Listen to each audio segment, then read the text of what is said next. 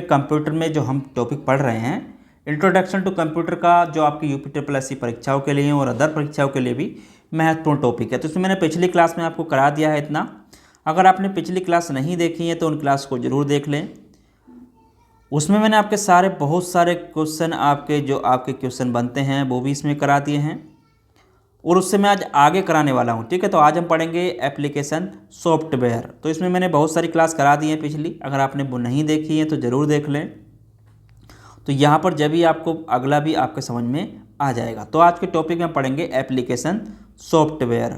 ठीक है, तो ये पिछली क्लास मैंने करा दी है। आपकी मेमोरी हो गया या आपका जो सिस्टम सॉफ्टवेयर वगैरह भी मैंने आपके करा दिए हैं, सिस्टम सॉफ्टवेयर, और डिवाइस वगैरह डिवाइडर भी मैंने करा दिए हैं। तो आज के टॉपिक में पढ़ेंगे हम एप्लीकेशन सॉफ्टवेयर। तो यहाँ से शुरुआत करते हैं। चैनल पर नए हो तो सब्सक्राइब कर लें। देखिए, यहाँ पे अगर बात करूँ एप्लीकेशन सॉफ्टवेयर की, तो एप्लीकेशन सॉफ्टवेयर होते क्या हैं। तो सबसे पहले बात आती है एप्लीकेशन सॉफ्टवेयर की। ठीक है, तो सिस्टम सॉफ्टवेयर के बाद दूसरा काम होता है एप्लीकेशन सॉफ्टवेयर का, क्योंकि किसी भी कार्य को करने के लिए हमें एप्लीकेशन सॉफ्टवेयर की ज़रूरत पड़ती है। कंप्यूटर को चलाने के लिए, उसको वर्किंग कंडीशन में लाने के लिए हमें सिस्टम सॉफ्टवेयर की ज़रूरत होती है, और उस पर कोई भी कार्य करने के लिए, ठीक है, मतलब कहने का ये हो गया, कार्य करने के लिए हमें सिस्टम सॉफ्टवेयर की ज़रूरत होती है। ठीक है, कार्य करने के लिए हमें सिस्टम सॉफ्टवेयर की ज़रूरत होती है।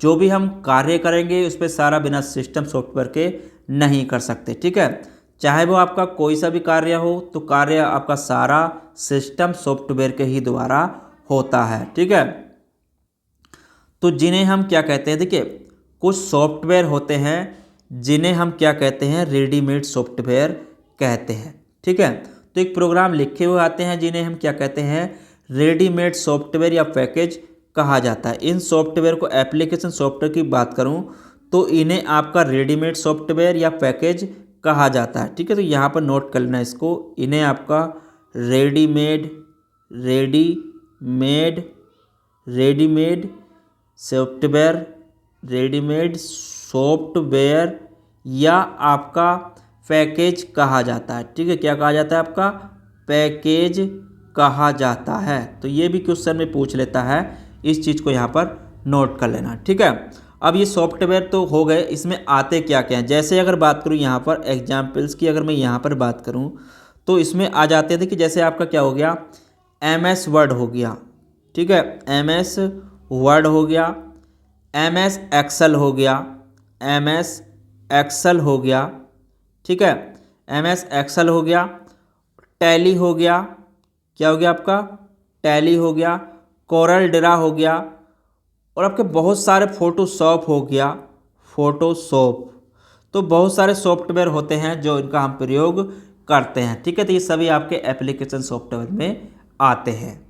तो आगे बात करेंगे अब एप्लीकेशन। देखिए यहाँ पर तो आगे और सॉफ्टवेयर की अगर बात की जाए, देखिए तो एप्लीकेशन सॉफ्टवेयर आपके दो प्रकार के होते हैं। अगर इनकी बात करूं तो ये आपके दो प्रकार के होते हैं। ठीक है, क्या होते हैं, ये आपके दो प्रकार के होते हैं। तो दो प्रकार के होते हैं, ये दो प्रकार हैं, वो भी आपको मैं बताने वाला हूं कौन कौन से होते हैं। यहाँ पे अगर बात करूं तो एक होते हैं आपके, जो इसमें होते हैं आपके, ये पहला होता है आपका जनरल पर्पस सॉफ्टवेयर। ठीक है, जनरल पर्पस सॉफ्टवेयर। तो यहाँ पर इनको नोट करते चलना, जनरल पर्पस सॉफ्टवेयर। तो यहाँ पर देखिए पर्पस सॉफ्टवेयर तो दो प्रकार के होते हैं, जनरल पर्पस सॉफ्टवेयर। दूसरा होता है यहाँ पर, वो होता है आपका स्पेसिफिक पर्पस सॉफ्टवेयर। ठीक है, जिन्हें कहते हैं विशिष्ट उद्देश्य के लिए। ठीक है, स्पेसिफिक पर्पस सॉफ्टवेयर। तो इस चीज़ को भी यहाँ पर नोट कर लेना, ये दो प्रकार के सॉफ्टवेयर होते हैं। ठीक है, पर्पस सॉफ्टवेयर। तो ये आपके कितने प्रकार के होते हैं, ये भी आपके दो प्रकार के होते हैं। ठीक है, अब दोनों के बारे में आपको मैं आगे बताने वाला हूँ। देखिए, तो सबसे पहले बात करेंगे यहाँ पर जनरल पर्पस सॉफ्टवेयर की। तो यहाँ पे अगर बात की जाए जनरल पर्पस सॉफ्टवेयर तो क्या होते हैं, अगर इनकी बात की जाए, जनरल पर्पस सॉफ्टवेयर। तो तो ये जो सॉफ्टवेयर होते हैं, देखिए ये किस काम आते हैं, अगर यहाँ पे इनकी बात की जाए तो ये जो होते हैं सामान्य उद्देश्य के लिए होते हैं। देखिए प्रोग्रामों का एक समूह होता है, ये क्या होता है आपका, एक प्रोग्रामों का एक समूह होता है, ठीक है। प्रोग्रामों का क्या होता है आपका, एक समूह होता है। तो प्रोग्रामों का आपका क्या होता है, प्रोग्रामों का ये आपका एक समूह होता है जिन्हें उपयोगकर्ता अपनी आवश्यकता अनुसार अपने उद्देश्य की पूर्ति के लिए उपयोग में लाते हैं। तो इन्हें सामान्य उद्देश्य सॉफ्टवेयर हम कहते हैं, ठीक है। तो इसमें क्या क्या आता है आपका, इसमें जैसे आपका क्या आ गया, वर्ड प्रोसेसिंग हो गया, ठीक है, वर्ड प्रोसेसिंग सॉफ्टवेयर। तो यहाँ पे इसको भी नोट करते चलना। जैसे इसमें क्या आ गया आपका, word processing software, word processing software, software हो गया। दूसरा इसमें होता है आपका इलेक्ट्रॉनिक स्प्रेडशीट, ठीक है, इलेक्ट्रॉनिक स्प्रेडशीट,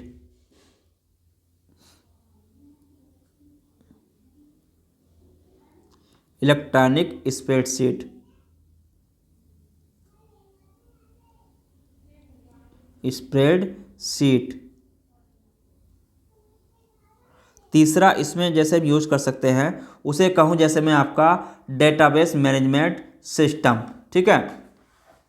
तो उससे पहले एक चीज़ यहाँ पर नोट कर लेना, उससे पहले एक और होता है आपका प्रेजेंटेशन सॉफ्टवेयर, ठीक है, प्रेजेंटेशन सॉफ्टवेयर। तो प्रेजेंटेशन सॉफ्टवेयर की अगर बात करूँ, प्रेजेंटेशन सॉफ्टवेयर जो होता है आपका, जिसमें हम प्रेजेंटेशन देते हैं कोई भी, तो उसको भी यहाँ पर नोट कर लेना, ठीक है, प्रेजेंटेशन सॉफ्टवेयर, सॉफ्टवेयर। तो ये भी आपका एक प्रकार का सॉफ्टवेयर होता है। और चौथा होता है, वो होता है आपका डाटाबेस मैनेजमेंट सिस्टम, ठीक है, database, database, database management system, ठीक है। तो इसको भी यहाँ पर नोट कर लेना, मैनेजमेंट सिस्टम। तो मैनेजमेंट सिस्टम, तो ये सॉफ्टवेयर होते हैं जिन्हें हम जनरल सामान्य उद्देश्य के लिए प्रयोग करते हैं, ठीक है। दूसरा आता है हमारा स्पेसिफिक, ठीक है, स्पेसिफिक पर्पस सॉफ्टवेयर। तो दूसरे होते हैं हमारे विशेष उद्देश्य के लिए सॉफ्टवेयर जो होते हैं, उसकी बात करेंगे, ठीक है। तो दूसरे नंबर पर आता है हमारा स्पेसिफिक पर्पस सॉफ्टवेयर, जिन्हें हम कहते हैं विशेष उद्देश्य सॉफ्टवेयर, ठीक है। तो इसको भी यहाँ पर नोट कर लें, स्पेसिफिक सॉफ्टवेयर पर्पस सॉफ्टवेयर, ठीक है, स्पेसिफिक पर्पस सॉफ्टवेयर।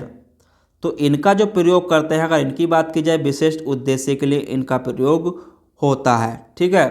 तो इनका जो प्रयोग होता है आपका किसी सॉफ्टवेयर के उद्देश्य की पूर्ति, यानी कि इन्हें अधिकांश केवल एक उद्देश्य के लिए होता है, ठीक है। इनका प्रयोग काय के लिए होता है आपका, अधिकांश एक उद्देश्य के लिए ही होता है, ठीक है, अधिकांश एक उद्देश्य के लिए इनका हम प्रयोग, उद्देश्य के लिए इनका हम प्रयोग करते हैं, ठीक है।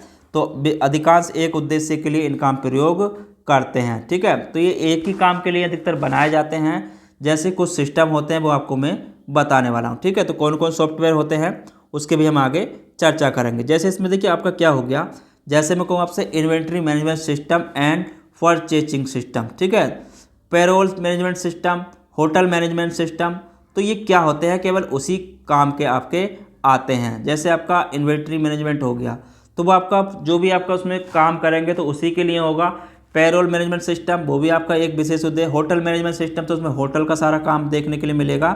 तो उसमें एक चीज़ आपको यहाँ पर नोट कर लेना, ये केवल एक ही कार्य के लिए होते हैं, ठीक है।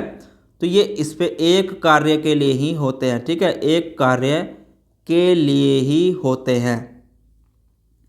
तो यहाँ पर इस चीज़ को नोट कर लेना, ठीक है, एक कार्य के लिए ही होते हैं। ये सॉफ्टवेयर काय के लिए होते हैं, एक कार्य के लिए ही होते हैं। जैसे मैं कहूँ आपसे inventory management and purchasing system, ठीक है। तो इसको यहाँ पर नोट कर लेना। जैसे मैं कहूँ आपका inventory management system,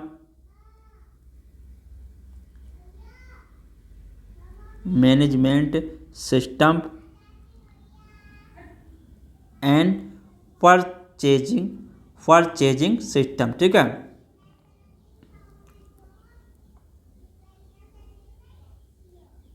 purchasing system.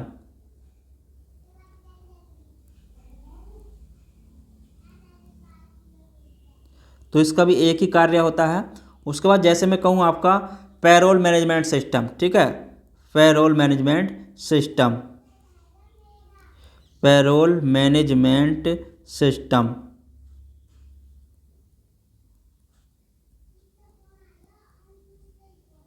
तीसरा होता है आपका होटल मैनेजमेंट सिस्टम। तो ये सब जितने भी सॉफ्टवेयर हैं तो सारे आपके ये विशेष उद्देश्य के लिए ही बनाए जाते हैं, ठीक है। Hotel management system, management system, तो ये आपके विशेष उद्देश्य के लिए होते हैं, इसमें हम और कोई कार्य नहीं कर सकते हैं, ठीक है।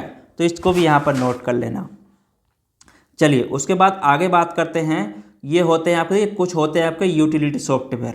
तो यहाँ पर ये आपके हो गए सॉफ्टवेयर, ठीक है, तो एप्लीकेशन सॉफ्टवेयर हो गए। उसके बाद यहाँ पे बात करेंगे यूटिलिटी सॉफ्टवेयर। तो यूटिलिटी सॉफ्टवेयर होते क्या हैं उसके बारे में यहाँ पर हम चर्चा कर लेते हैं, ठीक है। यूटिलिटी सॉफ्टवेयर, तो यहाँ पे यूटिलिटी की अगर बात करूँ, यूटिलिटी सॉफ्टवेयर की, तो यूटिलिटी सॉफ्टवेयर कौन से होते हैं, तो यहाँ पर इसको भी नोट कर लेना, ठीक है।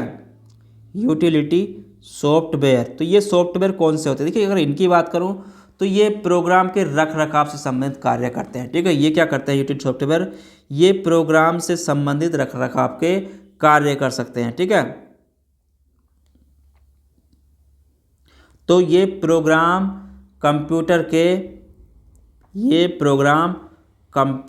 के रख रखाव संबंधी कार्य करते हैं, ठीक है। ये प्रोग्राम कंप्यूटर के रख रखाव संबंधी कार्य करते हैं, ठीक है।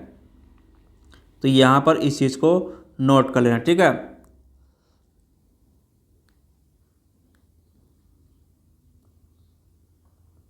तो रख रखाव संबंधित कार्य से कौन से करते हैं आपके यूटिलिटी सॉफ्टवेयर, ठीक है। तो यहाँ पर जितने भी पॉइंट हैं आपके सारे मोस्ट हैं उनको नोट करते चलना, ठीक है।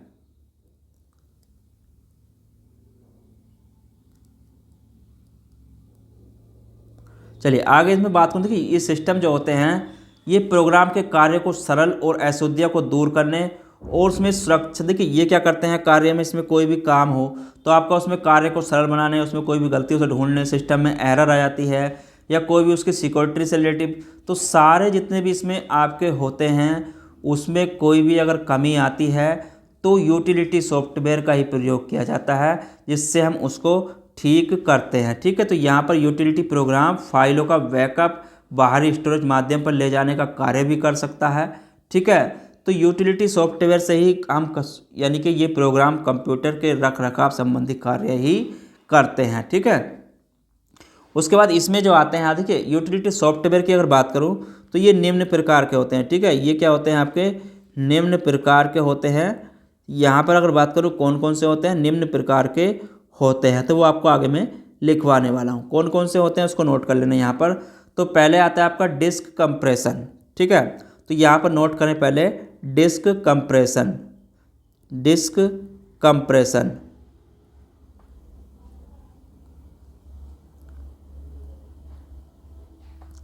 तो डिस्क कंप्रेशन क्या होता है, देखिए डिस्क कंप्रेशन की बात करूँ, ये हार्ड डिस्क पर उपस्थित सूचना पर दबाव डालकर उसे संकुचित कर देता है जिससे हार्ड डिस्क पर अधिक से अधिक सूचना स्टोर की जा सके। तो ये क्या करता है आपका, ये हार्ड डिस्क पर, ये क्या करता है आपका हार्ड डिस्क पर दबाव डालकर कोई भी जो सूचना होती है उसको क्या कर देता है, कंप्रेस्ड कर देता है, ठीक है। क्या कर सकता है, उसको दबाव डालकर कंप्रेस्ड कर देता है, ठीक है। तो दबाव डालकर क्या करता है, उसे कंप्रेस्ड कर देता है। तो चीज़ को यहाँ पर नोट कर लेना, जिससे क्या होता है उसमें डाटा और भी आ सके, जिससे क्या होता है अधिक से अधिक डाटा स्टोर हो सके, ठीक है, ठीक है। जिससे अधिक से अधिक डाटा क्या हो सके, अधिक से अधिक डाटा स्टोर हो सके, ठीक है, स्टोर हो सके। तो इसलिए क्या करता है ये उसको समेट देता है, ठीक है। तो यहाँ पर इस चीज़ को नोट कर लेना, डिस्क कंप्रेशन। तो ये हो गया। उसके बाद आगे आता है आपका डिस्क कंप्रेशन के बाद आप लिखेंगे डिस्क फ्रेगमेंटर, ठीक है। डिस्क फ्रेगमेंटर, फ्रेगमेंटर की अगर बात करूँ, ठीक है, डिस्क फ्रेगमेंटर, डिस्क फ्रेगमेंटर। तो यहाँ पर डिस्क फ्रेगमेंटर की अगर बात करूँ, फ्रेगमेंटर,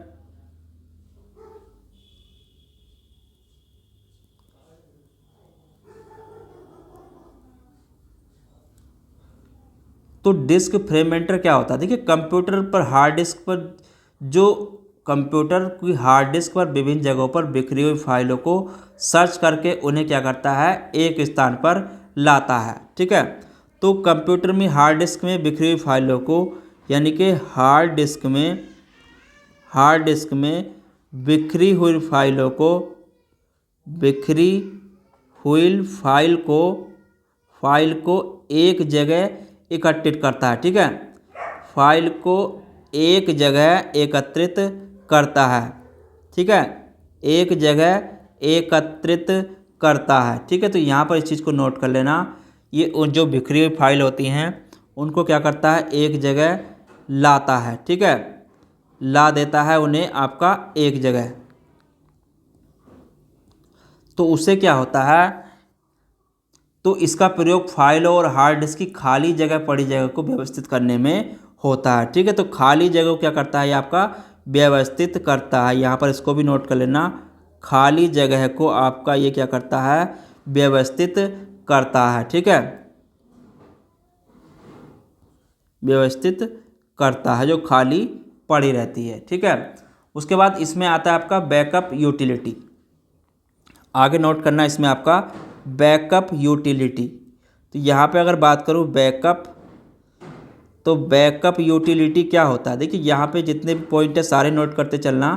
बैकअप यूटिलिटी सॉफ्टवेयर, ठीक है,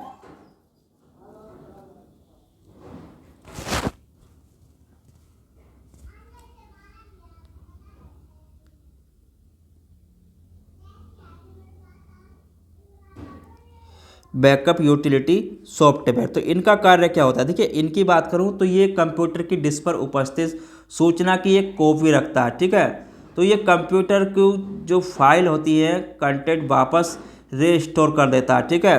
तो ये कंप्यूटर में जो डाटा होता है, अगर सीधी से कहें तो डाटा को वापस लाने का काम करता है, ठीक है, डाटा को वापस लाने का कार्य करता है, ठीक है।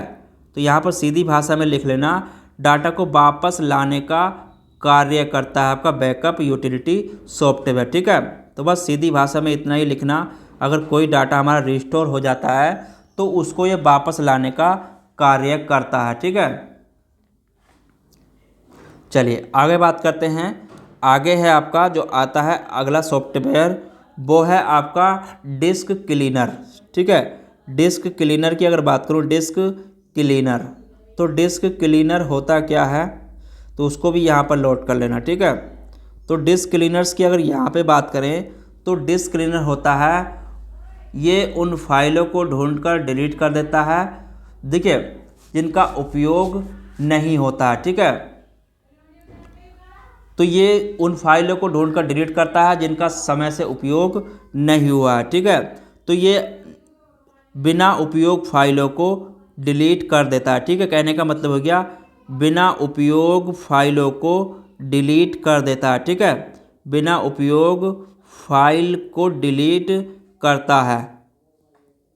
तो बिना उपयोग फाइल को क्या करता है, डिलीट करता है, जिससे कंप्यूटर की गति क्या होती है, तेज होती है, ठीक है, जिससे कंप्यूटर की गति तेज होती है, कंप्यूटर की गति क्या होती है आपकी, तेज होती है, ठीक है। तो यहाँ पर इसको भी नोट कर लेना, ठीक है।